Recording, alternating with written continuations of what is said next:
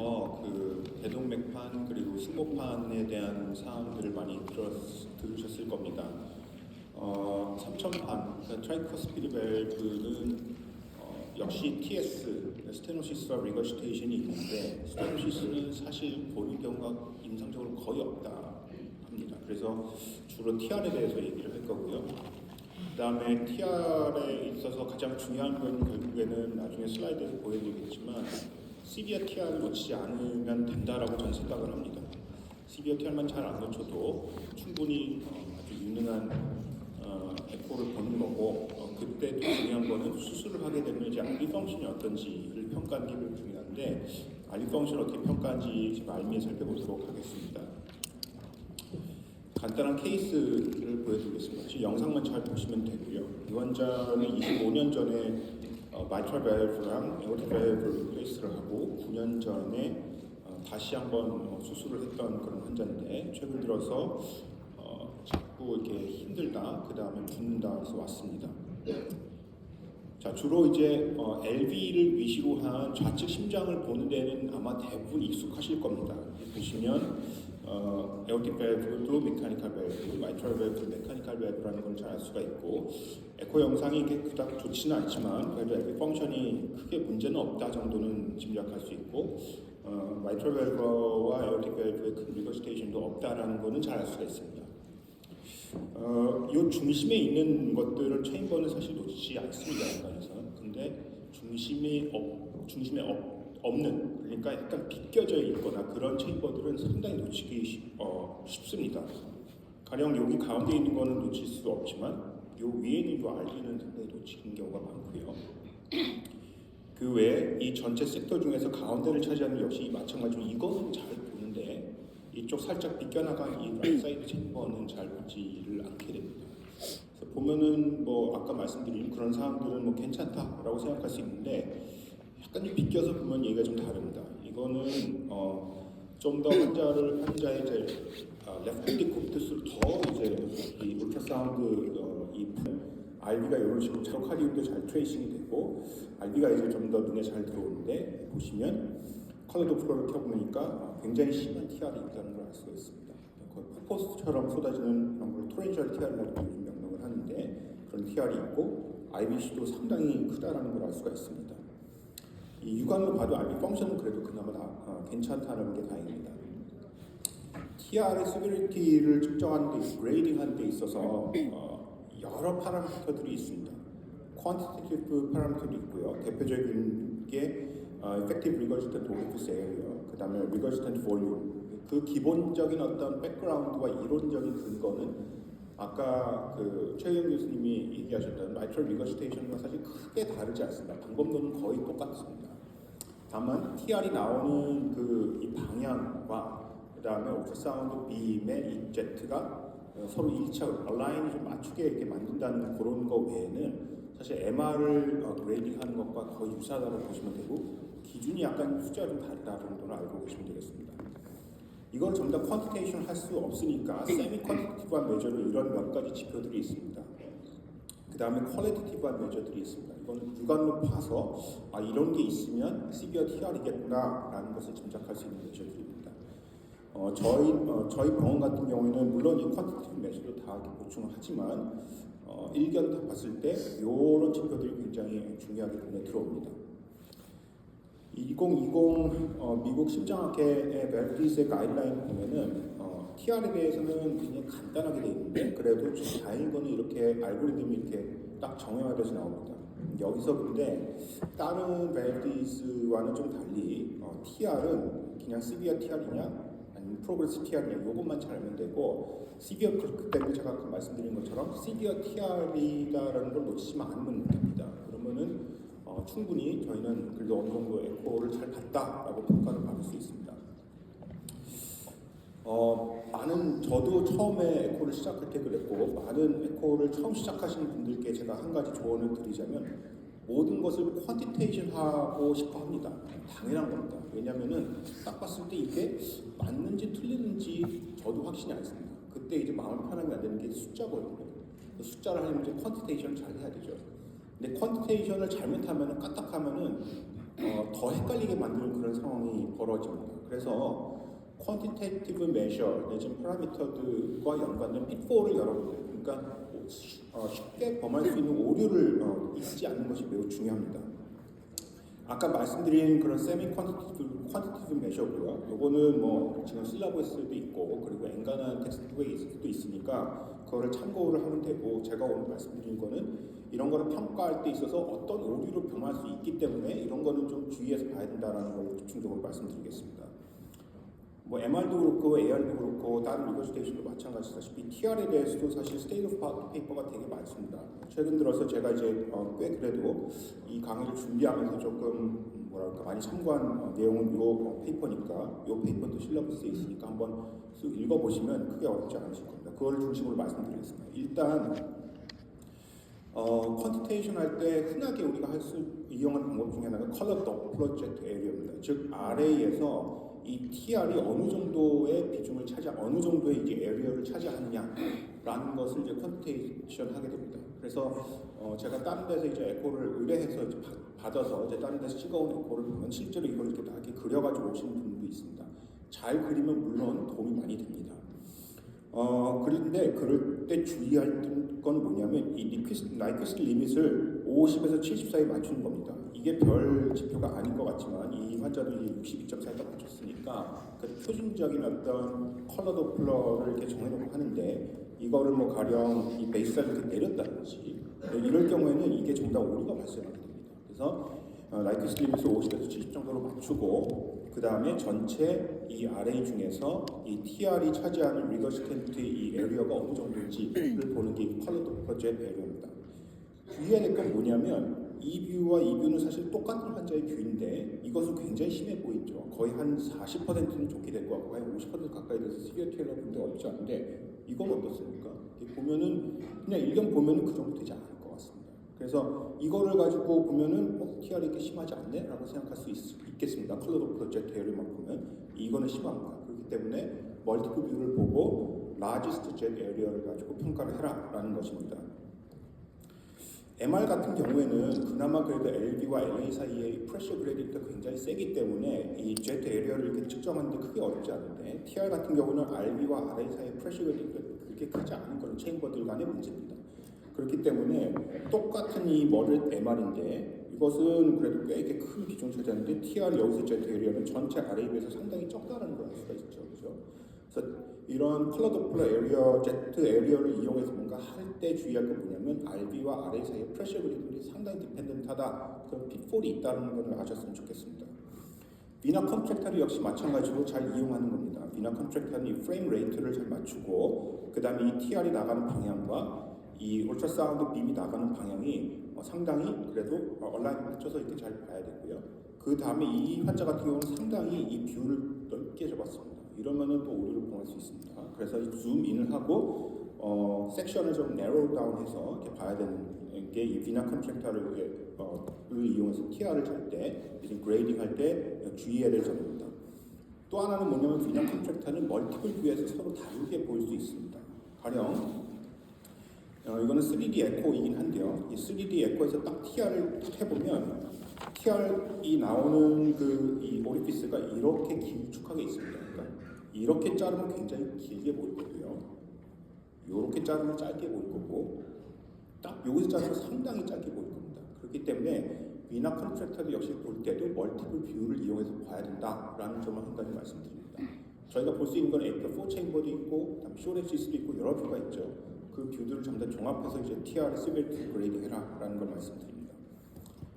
프록시멀 플로우 컨버전스를 이용해서 피사를 이용해서 또 측정을 할 수가 있습니다. 역시 마찬가지로 아까 말씀드린 비나 컨트랙터를 이용해서 TR 시베리티 그레이딩 하는 것과 똑같은 그런 원칙을 가지고 있는데, 이때 베이스라인을 액기스 리밋을 좀 조정을 해서 이 반구를 딱 이렇게 볼 수 있게끔 측정하는 게 좋습니다. 가령 아까 보여드렸던 처음에 그 컬러 이 스케일을 보면은 여기가 62.5, 여기가 62.5인데 지금 이제 베이스라인 아래쪽으로 내렸죠. 그렇게 하니까 이 TR의 이 헤미스피어가 이렇게 보이기 시작합니다.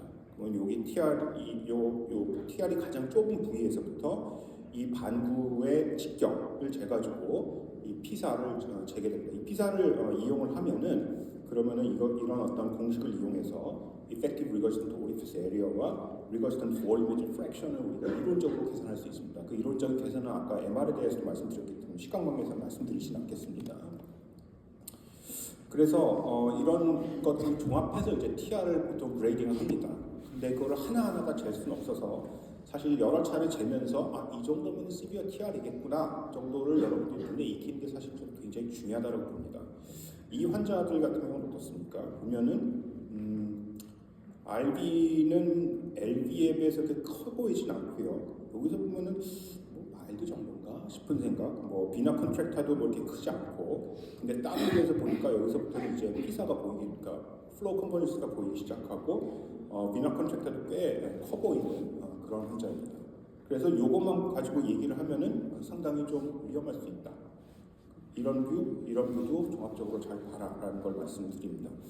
사실 이 환자는 그래서 저희 에코방에서 여러 차례 이제 측정을 해보니까 TR 레디어스, 그러니까 피사가 0.7 내지 0.6 정도 되고요. 비나 컨트랙터도 0.3이니까 보면은 비나 컨트랙터 웨이트가 0.3에서 0.7, 피사 레디어스가 0.67이니까 0.4, 0.9. 그러니까 모더레이트 TR로 저희가 얘기하는데 크게 어려움이 없었고, 실제 아까 보여드린 이 영상을 보더라도 RB가 그렇게 크지는 약간 커져 있을 정도 내지는 별로 커져 있지 않다라고 하니까 모더레이트 TR라고 얘기하면 크게 문제는 없겠다라고 결론 내렸던 그런 환자입니다.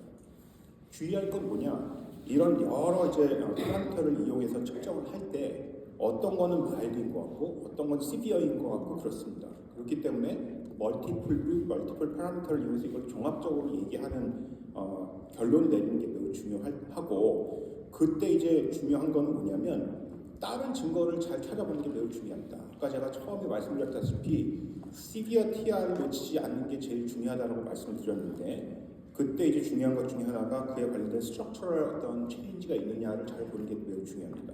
가령 트래커스 밸브 모포로지는 정상이냐, 잘 닫히냐 안 닫히냐, 이거 하나만 봐도 굉장히 많은 얘기를 할 수가 있고요. RD, RA 사이즈는 어떠냐, TR이 상당히 상당하면은 분명히 RB와 RA는 엔간하면 다 큽니다. 그게 아니면 상당히 어큐트한 TR이 되겠죠.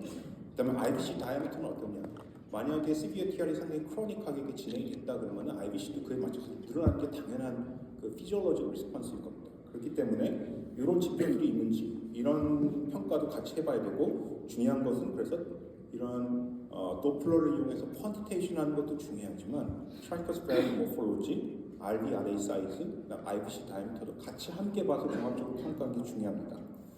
가령 이렇습니다. 아까 보여드렸던 이 머드 TR 같은 경우에는 RB가 이 LB에 비해서 그렇게 커 보이지 않고 IBC 사이즈도 약간 늘어나 있지만 그래도 호흡을 할 때 이에 따라서 콜랩스가 잘 되는 거에 비해서 이 환자 같은 경우에는 RB가 LB보다도 사실 이 다이아미터가 이게 더 크잖아요, 그죠? 그래서 RB가 상당히 늘어나 있고 트라이커스 밸브도 시스톨리시에 정확하게 닫히지 않는다는 걸 알 수가 있습니다. 이건 바로 시비어 TR을 알 수 있고요.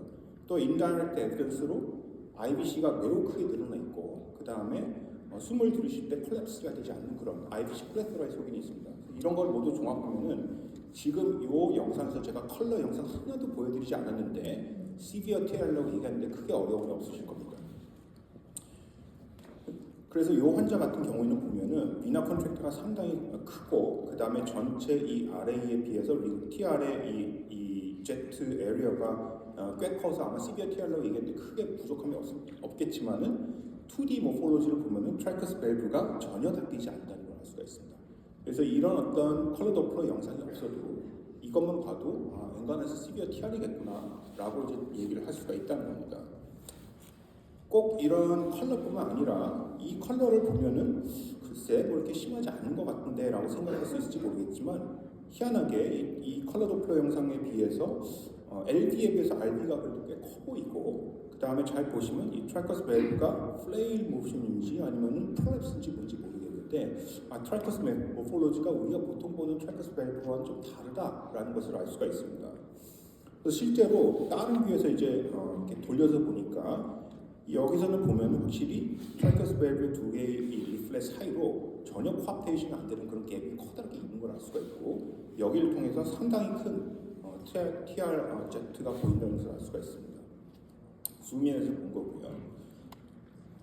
그래서 트라이커스피드 리거스테이션을 퀀티테이션 하거나 그레이딩 하는 데 있어서 가장 중요한 것 중에 하나는 뭐냐면 트라이커스 밸브에 따른 컬러 도플러를 잘 퀀티테이션 하는 것도 중요하지만 이에 따른 다른 체인버의 변화가 있는지 없는지를 보는 것도 매우 중요하다고 다시 한번 강조를 드립니다. 그거 외에도 아까 IBC에 대해서 말씀드렸는데 이 화재 같은 경우는 IBC가 상당히 늘어나 있는데 여기다가 이 컬러 도플러의 영상을 입혀보면은 시스톨리시에 피가 이렇게 영면은 빨간색으로 도플러 소개를 보입니다. 시스톨릭 플로우 리버설이 헤파틱 베인에서 보이기 시작하고 여기다가 PW 도플러를 보니까 시스톨리시의 플로우 리버설이 확연하게 있는 아주 분명한 시그널이 보입니다. 그래서 이건 보면은 시비어 TR이다라는 것을 알 수가 있습니다. 헤파틱 베인 플로우 리버설의 모든 환자, 모든 시비어 TR 환자한테 있으면 좋겠지만 문제는 이렇게 있는 환자는 사실 굉장히 exception한 경우고요. 여러분들이 에코방에서 하다 보면은 있는 것 같은 듯 없는 것 같은 듯. 이 환자 같은 경우는 더더욱이 그렇습니다.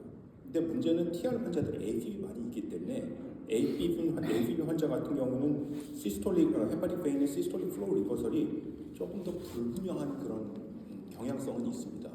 하지만 아까도 말씀드린 것처럼 그래도 이런 시그널들이 있으면 그래도 놓치지 말아야 된다라는 걸 다시 한번 말씀을 드립니다.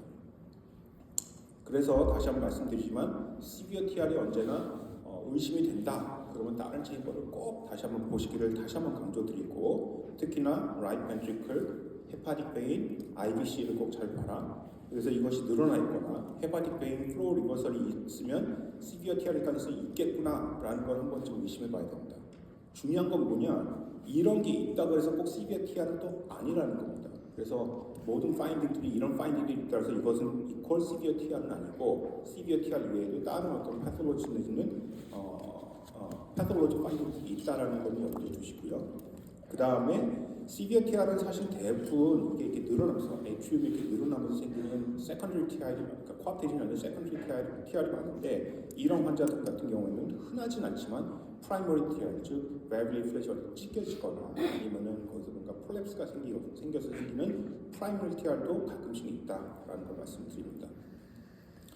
제가 말씀드린 내용 중에서 RB가 이렇게 늘어났다. RB 펑션에 대해서는 자세히 말씀을 드리지 않았는데 RB 펑션에 대해서 간단하게 좀 말씀드리면 RB의 펑션 내지는 다이아미터는 이런 어떤 에피칼 4체인버 뷰에서 측정을 합니다. 주의할 건 뭐냐면 에피칼 그냥 스탠다드 에피칼 4체인버 뷰 이렇게 딱 보면은 RB의 엔도카디움이 잘 그려지지를 않습니다. 그래서 이거를 살짝 틸팅해서 RB 엔도카디움이 잘 보이도록 틸팅해서 보는 그런 습관을 들여야 되고요. 그 외에 RB가 가장 늘어났을 때 RB 엔다스톨릭 에리어, RB가 가장 줄어들었을 때 RB 시스톨릭 에리어를 빼고 이거를 이 RB 엔다스톨릭 에리어를 나눈 것을 RB 프랙셔널 에리어 체인지라고 얘기를 하고 RB 프랙셔널 에리어 체인지가 보통 35%, 좀 높게 되면 40%까지도 RB 펑션이 정상이다라고 보통 얘기를 합니다. 그래서 저희 에코방에서 이렇게 한 것처럼 이 환자는 시비어 TR인데 제가 봐도 이제 비교적 콘트랙트가 괜찮은 RB인데 RB 프랙셔널 에러 체인지가 한 41% 정도였던 그런 환자입니다. 에피칼 4체인버 뷰에서 여기 트라이커스피드 애뉼러스의 N모드를 재고 그다음에 이게 올라갔을 때 내려갔을 때 이 차이를 이제 탭C라고 하는데 탭C는 프랙셔널 에러 체인지보다 좀 더 간단하게 이 RB 펑션을 잴 수 있는 어떤 중요한 재밌는 간단한 방법인데 중요한 건 뭐냐? RB를 볼 때 중요한 거는 RB가 크면은 RB 엔도카디움이 잘 트레이싱이 되지 않습니다. 이건 어떻게 해도 이게 트레이싱이 되지 않는 그런 환자들이 있기 때문에 그래도 가급적 환자를 최대한으로 틸팅해서 RB 엔도카디움을 잘 트레이싱할 수 있도록 최대한으로 노력을 해야 되고요. 그 다음에 이거를 앵글에 따라서 좀 달라질 수 있기 때문에 역시 마찬가지로 앵글이 이 트라이커스 밸러 플레인의 모션을 재기 위해서는 앵글을 잘 맞춰서 재야 되는 그런 것을 이제 습관을 들이도록 해야 됩니다. RB 펑션을 어세스하는 데 있어서 몇 가지 챌린지들이 있는데 이런 챌린지들이 있다는 걸 한번 눈여겨보시면 되고요. 요즘 3D 에코가 나와서 이 3D 에코가 이런 것을 극복하는 데 좀 도움이 될 수 있지 않을까라는 기대들이 저희 학회 내부에서도 있는 건 사실입니다. 그래서 결론적으로 말씀드리면 라이트 사이드 체인 TR과 RB 펑션에 있어서 TR은 특히나 라이트 사이드 체인버를 특히 잘 봐라. 라이트 사이드 체인버를 잘 보지 않으면 TR을 놓칠 수 있다. 랩 사이드는 보기 어렵지 않다. 근데 바보야, 라이트 사이드야, 라이트 하트야 라는 것을 여러 환자들이 저희들에게 교육을 주고 있습니다. 라이트 사이즈를 특히나 잘 보시도록 말씀을 드리고요. TR에 대해서 퀀티피케이션 하는 거는 매우 유용하다. 하지만 그에 따른 핏폴들이 있기 때문에 그 핏폴을 반드시 잘 알고 적용해야 된다라고 말씀드리고 하나의 파라미터만 가지고 어세스하기보다는 여러 파라미터, 여러 뷰에서 어세스하기 다시 한번 좋은 영청해 주셔서 감사합니다.